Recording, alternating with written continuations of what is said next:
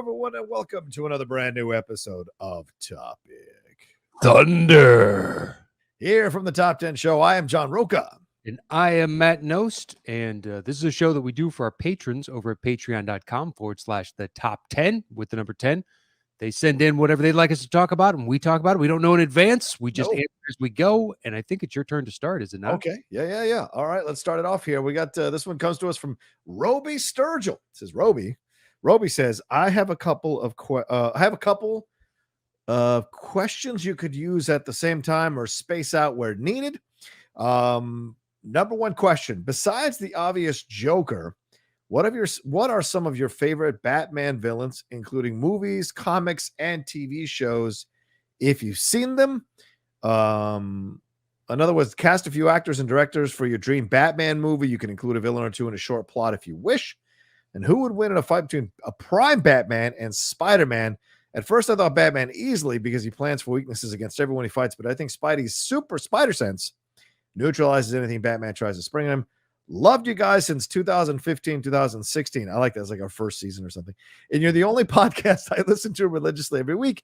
Please don't ever let this get stale to where you all get bored and eventually quit. I would be devastated, honestly. Cheers from Virginia, and shouts out to my boy SL Snoke on BandLab. The dude is killer with no recognition and puts in a lot of work. Have a good holiday, Roby. All right. Do you want to answer all three or just one? Sure. What do you want to do? Okay. Let's do all three. Why not? Let's do it. Might be the whole show. We'll see. All right. So, Matt, see. Besides the obvious Joker, what are some of your favorite Batman villains, including movies, comics, and TV shows, if you've seen them? My number two is Penguin. Okay. I love Penguin. I think it's great. I like most of Batman's villains. I think are pretty excellent. Yeah, the Rogues Gallery is pretty cool. You've got him, you've got Riddler, you've got Scarecrow. There's Man-Bat from the television show. Yes.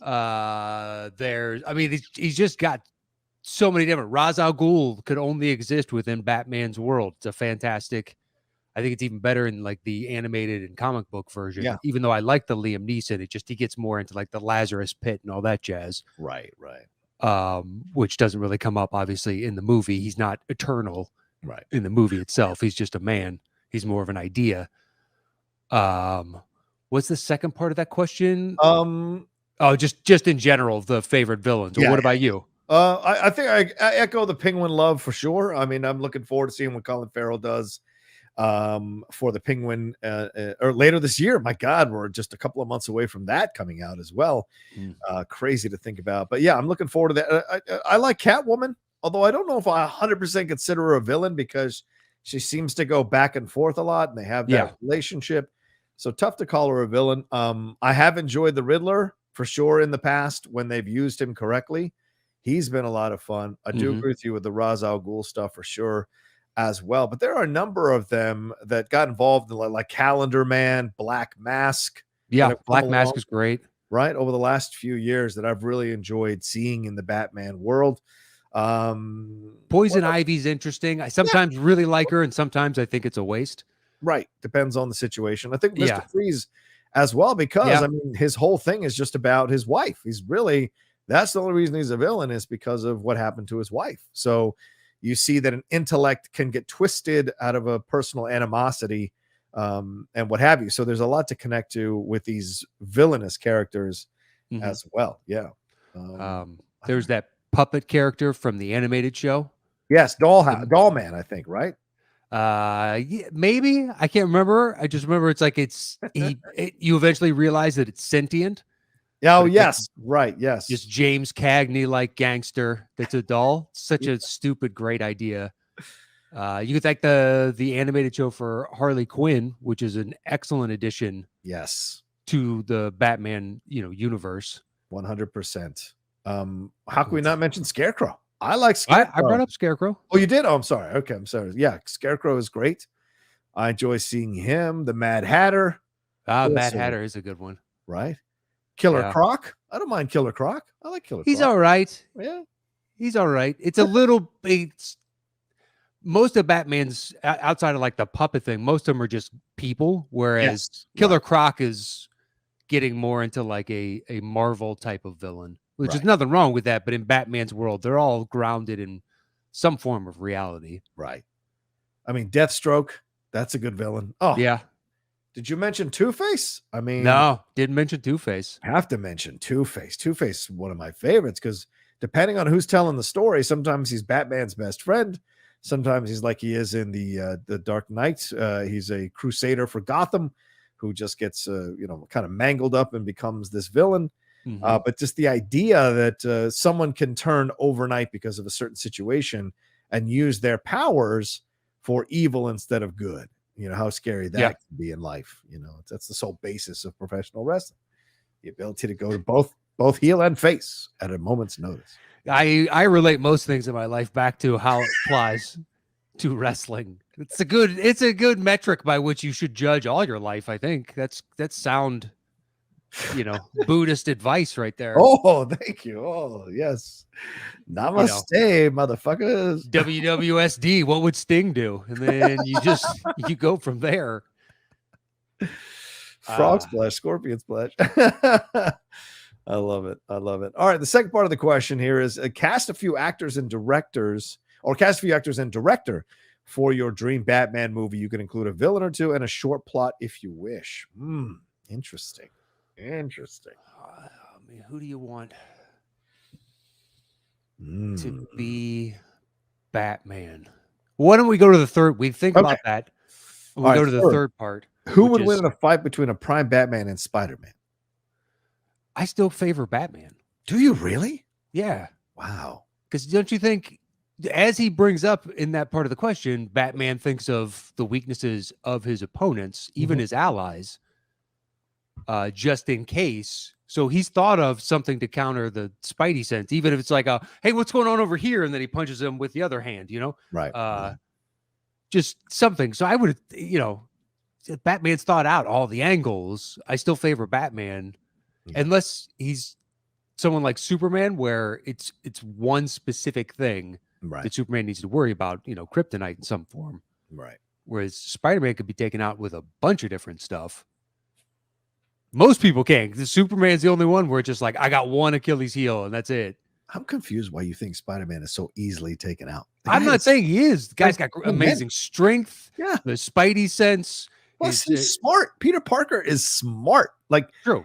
As smart as Batman supposedly is, everyone loves to give Batman all this credit because he figures out what his friends' weaknesses are and kind of plans for it. Peter overcomes any situation he finds himself in all the time. He sciences the shit out of any situation that he's in. Does he really? He does. And when he fights like someone like Rhino, that's more of a physical battle, right? But when he fights Doc Ock, that's like what, tentacles and Doc Ock's scientific brain. So he's fighting on two different levels where the guy, I venture to say there's not that many brilliant villains in the Batman Rogues gallery this side of the Joker. And maybe Penguin. Yeah, maybe. Penguin. I would say Scarecrow's got a high intelligence. It's a former professor that has been jilted by. All right, fair. Two-Faced, former district attorney. Yeah, it's a lawyer, though. I mean, I don't know. Maybe. Okay, well, it still takes Scarecrow. It takes intelligence to first off become a lawyer, whatever, but then to rise through the political ranks, that takes intelligence. It does. And to be elected, it may not be, Stephen Hawking like intelligence, but there's still intelligence in that mix. But I think whatever Batman would do, Spider-Man could counter. He would plan ahead for it too. I don't remember ever Peter using, when it comes down to the fight, he's just fighting and reacting, and I'm not denigrating his ability. He's figuring out angles. I mean, the most recent Spider-Man No Way Home, he literally sciences the shit out of Doctor Strange. I mean, how? What do you mean? When they're in the mirror dimension, Doctor Strange is messing with him so bad, and then Spider-Man goes. Well, yeah, that's true. His science. He's like, oh, well, he's figuring out what this is. Yes, yes. But how many other instances can you think of when Spider-Man has done that in comics? I'm struggling to come up with it. Whereas Batman is usually lays some sort of plan and a trap, which indicates, he thought about this, and there's the foresight and planning. I just think Batman likes to brag about it. Spider-Man doesn't have to brag about it. I don't think Batman ever brags about it. I think Bob Kane and Bill, what's his name, and Finger. Yeah. and DC and everybody else like to brag that he's the world's greatest detective. I don't remember Batman ever being boastful. I think everybody else just says that around him, and you know what? He doesn't want to correct him. He's fine with the accolade. I am the world's greatest detective. Didn't you know? Didn't they tell you? Yeah, you know, he teamed up. He was equals with Sherlock Holmes. I mean, come on, they teamed up. Oh my god. My god. Yeah, I'm not saying Spider-Man's an idiot. I just think it's a much more even matchup. Yeah. Than all right, fair. You're giving him credit for. I mean, if it's just a blow for blow fight, Spider-Man's going to crush him. Of course, because it's his strength of 10 men. Yeah, he's Spider-Man. It's not even close. But that's every person that Batman runs into. Yeah. Is some sort of superpower, and he's got to figure out how to, you know. It's a good point. He's a human being who has to figure out these superpowers that those other people have. That's true. That's true. Yeah. It's the freeze or whatever. So, yeah. What do you think about it? In the Justice League, right? Everybody else is some badass alien or something or other, and they just got this dude, and everybody is like, that dude is pretty sweet. The rich kid. He's this rich kid. But he's so much more than that. I know. He lost his parents. Listen, if Jeff Bezos was doing what Bruce Wayne does, I'd be perfectly fine with it. You know, out fighting crime at night. You tell me you wouldn't? No, I'd have an issue with it, Jeff Bezos, because you know what crime? How about paying your workers a little bit better than you're paying them, so they don't have to pee in fucking bottles and take shits in bags? Yeah, I would say have your business pay the proper taxes that it should, as opposed to dodging it. Exactly. I'd be a little bit pissed that he's out there doing that, being like, hey, it's a little hypocritical, guy, because you're kind of a villain yourself. So why don't you handle this shit? Well, maybe he's just beating himself up in the streets, you know? Some weird psychological dissonance, and he's fighting himself. In Liar Liar, kicking my ass. Exactly. And he's just right there kicking the shit out of himself. Oh my god, that's why his wife divorced him. I can't take it anymore. I can't take you coming home with blood on your face from beating your own ass up. Anyway, all right. Well, so you're in the Batman camp. I'm in the Spider-Man camp. Sure. So we're split there. Do you want to cast a few actors and directors for your dream Batman movie? I mean, that seems like a huge chore, man. Well, it feels inadequate to do it like on the spot. Yes, I feel that too. Yeah, just like, oh shit, I need to really sit down and think, okay, well, who do I want directing this? Who then, once I set a director, then you can kind of foresee potential vision for the type of movie they may make, and then you can go, well, they tend to work with actors and actresses like this. Right. Like if I did Denis Villeneuve as the director, Jake Gyllenhaal would have to be the Batman. And it'd be more of a brooding piece. Well, you could say that, or is the person he recently worked with, Oscar Isaac. Oh yeah, he'd be a great Batman too. And he's worked with Denny, and just like, all right, that'd be a really interesting Batman. I would take that. Yeah. Would you have McConaughey as Two-Face? That could be interesting. That could be interesting. Nice pull, just out of nowhere. I like Anne Hathaway as the Joker. I think that'd be fun, even though I still know she's played Catwoman. I'd like to see a female Joker, man. I know in Flashpoint, it's Batman's mom who becomes the Joker because Bruce dies in that storyline. So I'd love to see a female Joker. I'd be down with that. Is that the one with the Flash and has to go back? Yeah. It's apparently what they're using for the Flash movie. Apparently, that's what they're saying. I don't know if it's true or not, but that's what they're saying. I don't know about that. Well, I've never bought into Ezra Miller as Flash. Should be the poster. What? I don't know about that. I don't know about that. I don't know about that. It sucks. It's nothing against him. Like, go watch Perks of Being a Wallflower. He's amazing. Yeah. But, his wisecracking in the midst of Justice League always is like, this feels weird. Yeah. So weird. They need it to break it up and add a little bit of levity. Right. I totally get it. I just don't. I don't know. Weird. It does feel weird. I don't remember Flash being like that, unsure of himself and kind of skittish. Right. That's really Wally West, not Barry Allen. Barry Allen is much more composed. Yeah, my recollection, but I didn't read all that much Flash unless he was joining up in Justice League. But Right. even still, I read mostly Batman when it came to DC. Yeah. Okay, let's move on to the next question then. Thank you very much to Robbie Sturgill, and thanks for being a fan for so long, brother man. Yeah, we appreciate it. Okay, good trifecta questions. The next Yes. one comes from Jeremy Bowers. Hello. Says, good morning, afternoon, and evening, fellas. Truman Show fan, apparently. There it is. This question is kind of more for Matt, but John, please put in your thoughts. Sure. By the time you're reading this, I will assume you both have seen Spider-Man No Way Home, The New Matrix, and other newly released movies.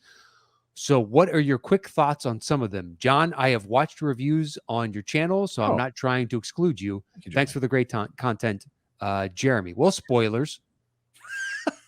Spider-Man No Way Home. What did you say? No, he wants to know what you think. But this is our show. This is not fair enough. Real quick, I'll say this: I loved it. It's already in my top 5 of MCU movies. I was surprised that they set the bar pretty high in terms of the expectations, and they cleared the bar with a lot of room to spare. I love the way they weaved in the returning characters. Love the way they gave them a little bit of closure. Really enjoyed the interaction of all 3 of them together, and was shocked by the decision they made. How that didn't leak is incredible. And then the ending really touched me, like very, very seriously touched me. And I love that. So for me, it was a great way to kind of end this trilogy of films. And Pascal keeps saying we're going to get another trilogy with Tom Holland. We shall see. But if we don't, this has been a great 3-film run. So what did you think? Well, I can't imagine a world in which Tom Holland and his Spider-Man movies are finished.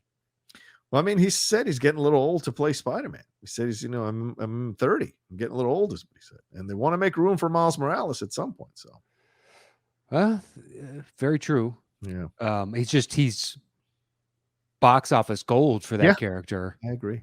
So it's going to be tough. I realized that by the time that third one would come out of the second trifecta, he's going to be 37, 38 potentially. Yeah, that's a good point. Yeah. And it's really old to be playing Spider-Man of all characters.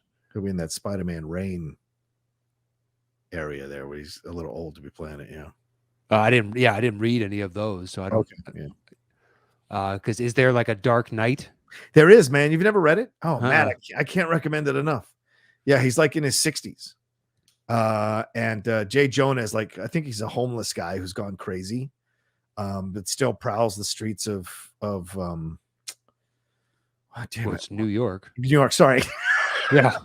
This isn't DC. This is set in MCU, set in our world. I was like, is it Gotham City? Is it Coast? Is it Star City? What is it? And I was like, oh yeah, fucking New York City.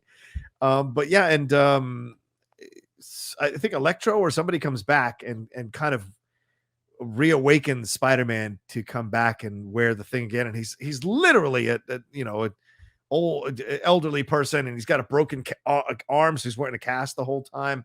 MJ has died, so it's a fascinating Dark Knight that could have easily been stupid or cheesy, but it really totally works. It's called Spider-Man Reign, Reign. Yeah. Okay. Yeah, I recommend it. Interesting. Maybe I'll check it out.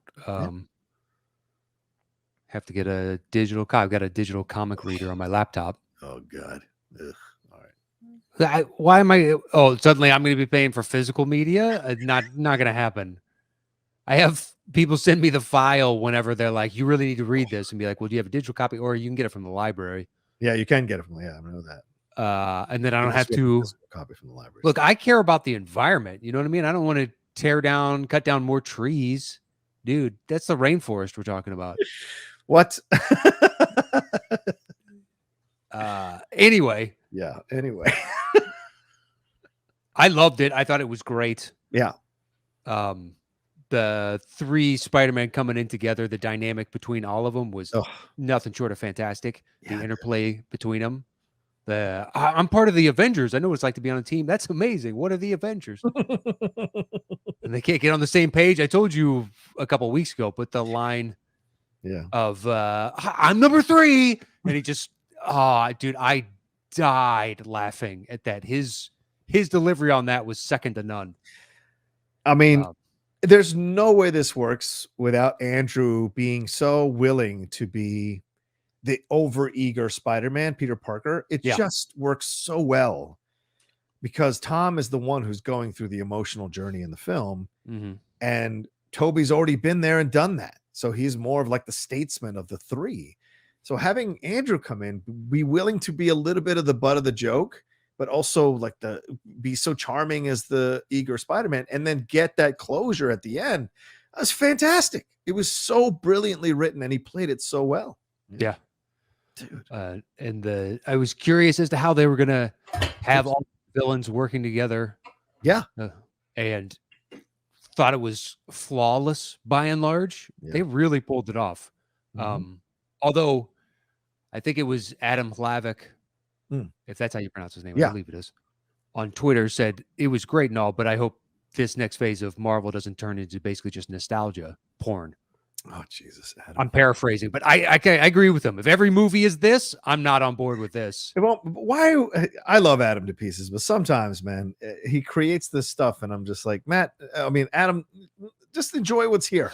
Just enjoy what's here. No, I agree. Stop thinking negative things about the future. Just enjoy. But with all these, they're not going to do that. They very well could in a lot of these. They very well could. What if the MCU wouldn't do that? The MCU wouldn't do that. I mean, Multiverse of Madness, the people that are appearing are not going to be appearing for nostalgia's sake. They're appearing for storyline's sake.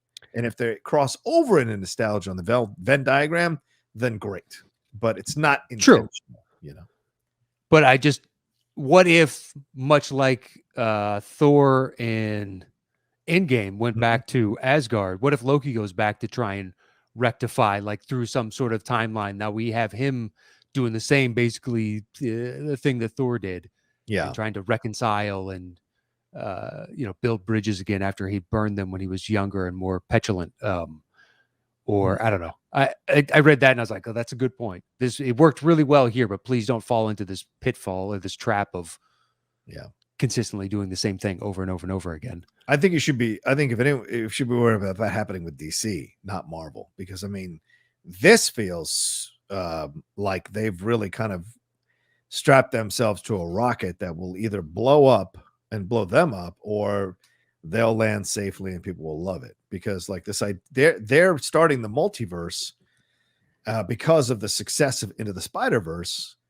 That and the fact that Marvel's doing it as well. So they're motivated to try to mess around with this, but they're using Flashpoint, and we haven't had enough time with the Flash character, the Ezra Miller version, to be laying the groundwork for some of the emotional payoffs in Flashpoint. So, of course, I'm very curious to see how their multiverse is going to work. That because bringing Keaton back is nostalgia, Yeah, I just like with everything that DC does, it's too much too soon. Right. It feels that way, doesn't it? Even though I'm hoping for the best, I am. It just feels like a lot because you're bringing Ben Affleck back. I imagine to give him kind of closure on playing Batman. And I don't know, Christian Bale's not coming back, but like there are other people coming back or reprising their roles. You're just like, okay, how are we going to make this work and make it believable? Well, it's like DC saw the success of Marvel and they got to their version of Avengers and Justice League much sooner. Marvel laid the groundwork with a few more movies. Yeah. And then introduced a few characters that you haven't really gotten to sit down with yet. Yeah. Within, they got more fleshed out in Avengers, but you already had working knowledge of a lot of the core of the team. Right. Whereas I don't know. Okay. The brain trust behind DC, I trust very little. Yeah. I hope they pull it off. They got more to prove, I think is the way that another way to look at it is they got more to prove because I mean they've changed executives who've been in charge of these superhero films and shows 3 or 4 times now. So this is an unproven team at this point. Mm-hmm. And yes, they gave us Zack Snyder's Justice League, which was a great thing for those of us who wanted to see that full version, but then they really fumbled the ball in releasing it on home media and didn't do any press to promote it, and didn't like have any kind of run of interviews or guest spots or anything like that, or did big commercials or anything like that to promote the release of it. So in a way, they kind of were shooting themselves in the foot yet again when they had a chance to kind of really show a real respect for the fans. And so I just wonder, and I like all the casting. I like the direction it's going. I like that we're more multicultural, certainly more diverse than Marvel at this point. So I'm excited about all that. Certainly a lot of Latino actors and actresses coming in to play these iconic characters. All of it is positive. The thing is, can they pull it off? And that's where I think they're unproven. Yeah. I'm not putting much faith in that. Yeah, there you go. I'm not rooting against them. It's Of course not. their track record has basically indicated to me that if Chris Nolan isn't at the helm, they're not going to more than likely make a movie that I'm going to enjoy. Yeah, fair. I mean, you got Wonder Woman and right, but then you got the sequel to kind of balance out whatever goodness you feel about the first one. Yeah. I don't even think about the fucking sequel. It's so bad. It's so bad. Same director. Same director. Yeah, but she wrote this one as well. The hubris of yeah, I'm not trusting that. All right, let's move on. What about Matrix? Yeah, Matrix I did not like. I mean, it wasn't bad, but at the end of the day, when I left the theater, I didn't see the point of making this movie. There was absolutely nothing new that they presented that wasn't already in.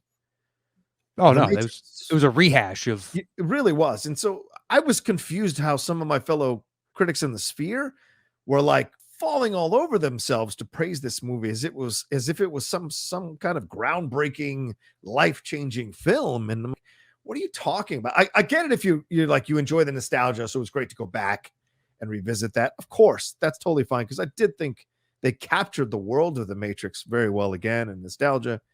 But the concepts were so simple. Oh, look, Neo and Trinity still love each other. No fucking surprise. It's a powerful energy, a powerful force. No fucking surprise. It was that way in the first three films. Mm-hmm. Look, the machines versus man, still happening. You got to unplug, and then we got to break into this place and unplug her. Still happening. I mean, making her the focus, I thought was nice and that was cool. But overall, the film around that concept didn't really hold up. And so it was kind of a frustrating experience, even though I didn't have a bad time in the theater. The more I thought about it after I left the theater and when I rewatched it on HBO Max, I was just left with the feeling like, well, what was the fucking point? You know? Oh yeah. I mean, look, I didn't hate it. Right, exactly. So I'm film. Yeah. I'm surprised at that. I liked the meta-ness of the first quarter of the film. It starts out well. You're right, Matt. Absolutely. Yeah, I was good for you, whichever Wachowski did this alone, basically talking about the why do we need to do this now? Right. And basically the movie talking about why this movie is being made. It's very interesting. And then once it pivots into Neo goes back into the Matrix, it was like they're recreating this shot from the first one, and this scene is the same as that one. Now they're playing old scenes on the background just to make you feel okay with the fact that they're regurgitating the same scene. Yeah. Some of the art direction I thought was just atrocious. Yeah. Yeah. The fucking Merovingian coming back. I was fine with that, but they looked like all the Lost Boys from Hook, all the people around him. And I was like, is he going to start yelling bangarang? Like, this is fucking brutal. And then at that point, I was just kind of checked out. It just, once Neo is out, how do you not have 50 billion sentinels all around Trinity, thereby making it impossible for anyone to break her out? But that, of course, you can't do that because that's not fun. Well, also the idea, Matt, of it being meta, but it being meta from a big studio, it doesn't work. It's like Steve Buscemi walking in with the skateboard in Grown Ups. Like, it just doesn't work. It's like, no, you can't be meta when you're a big studio, because then it's not like, oh, they got away with making fun of the big studio. The big studio absolutely approved this being in the movie. Yeah. So they knew they were kind of taking the piss out of themselves. So in a way, your rebellious meta commentary loses its strength or its luster because it's done with the approval of the person or the company you're making fun of. So therefore, they take ownership of the meta-ness. So that it's not as meta as originally presented. So to me, that's where I think the issue with that kind of stuff, I thought it was not as powerful in its approach, So Sure. Have you seen anything else that was newly released that you don't want to spoil, but that you like new? No, I haven't, because I've been sick and all that stuff. Right. Unless it's streaming, I haven't watched it over the past, month or so. Yeah, like Macbeth or anything like. They haven't seen any of those. Well, that just came out. I need to watch that, but I still haven't seen like Licorice Pizza, which I need to see. Okay. And there's 3 or 4 others that I just haven't been able to go to the theater, and they're not streaming anywhere, so I can't watch them yet. Yeah. I think that's why I haven't done a top 10 of 2021. And maybe I won't do it this year, but because I haven't finished watching all the films. And I didn't want to, like, other people are slamming those things down 4 a day. And I'm like, how are you really effectively enjoying the movie, savoring the movie, when you're slamming them down just to get this list done? To me, it just seems weird. So yeah, I'm not saying they shouldn't do that. I'm just saying for me, it doesn't work. Yeah, I mean, we normally do our top 10 of the year, but yeah. My list is so incomplete. I've made a concerted effort to try and watch as many as I could, but there's still a whole bunch where if they're not streaming, I'm still I can't go. Well, I mean, I could at this point, but I have like residual COVID shit that I'm dealing with. Oh, sorry, bud. Well, it's not that big a deal, but it's just like, you know what? I'm still not 100%, so there's no point in putting myself in an environment where at a weakened immune system, it doesn't make a lot of sense for me just to see this fucking movie. That's a good point. Yeah. All right. Well, we're at 31 minutes. So thank you, Jeremy Bowers. Appreciate the comment or question rather, and what have you. And we both gave our thoughts on that. And ladies and gentlemen, start sending in your questions. It's the new year, 2022. Start sending them in. We're running out here. If you're a patron of the top 10, send in your questions, thoughts, and comments that you want us to talk about. Send in multiple questions if you want. Send in a bunch of emails. If you're listening to our voices, we need questions for Topic Thunder. If you're enjoying the show every week, enjoy us talking about these subjects and answering your questions, we need your questions to be able to do so. So please send them in, right, Matt?